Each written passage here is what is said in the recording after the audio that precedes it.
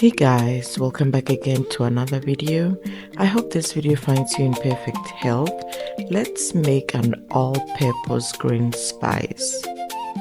This spice is homemade, and the fact that it's homemade, you can use any spice of your choice, okay? The list of ingredients is going to be in the description box.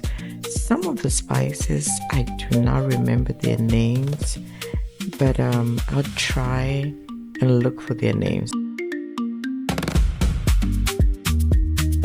At this point, you want to put all your spices into a blender, add some water and blend, and that's it. You have your homemade all-purpose green spice.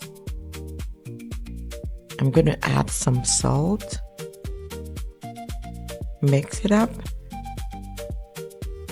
and my spice is ready for any recipe. As you can see, I made a lot to store for future use. This spice blend will never disappoint. Thank you so much for watching the video to the end. Subscribe, like, share, and we'll catch you in the next one. Bye bye.